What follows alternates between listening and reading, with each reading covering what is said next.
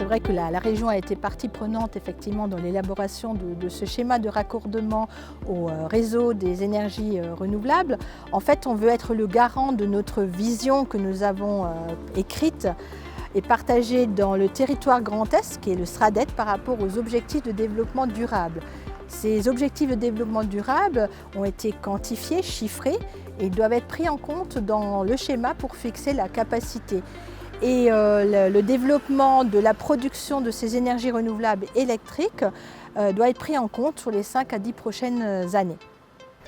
La région Grand Est, depuis le début d'ailleurs de la procédure, a eu d'énormes échanges avec RTE, avec l'État et avec aussi les professionnels de la production des énergies renouvelables pour ensemble fixer, déterminer en fait le bon niveau d'ambition.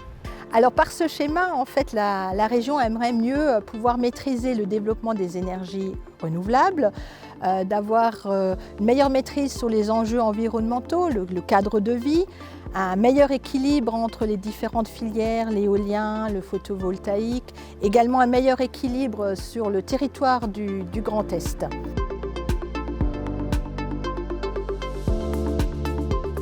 La région Grand Est est d'ailleurs chef de file en matière d'aménagement du territoire, en tant qu'écologie, en tant qu'environnement, pour le climat, pour l'air, l'énergie et le développement économique.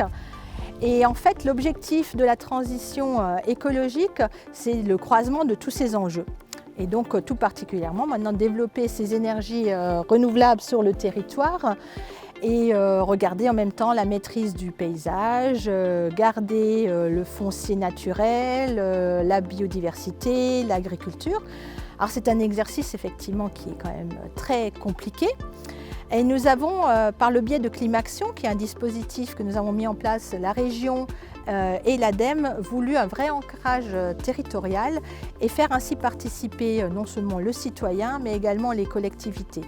Et je pense que par ce biais-là, nous pouvons montrer effectivement qu'on peut tous travailler ensemble.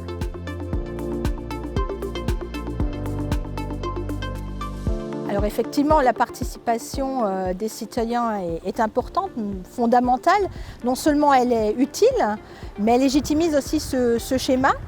Et je pense que c'est important que tous les citoyens, les habitantes et les habitants de la région Grand Est s'y intéressent, se posent des questions, peuvent regarder aussi comment ça fonctionne et peuvent peut-être croiser les différentes idées. Et je pense que ce sera un bon élément pour améliorer les attentes des citoyens et les faire adhérer au projet. En fait, la participation à cette concertation, c'est le moyen d'être un acteur actif de la région Grand Est.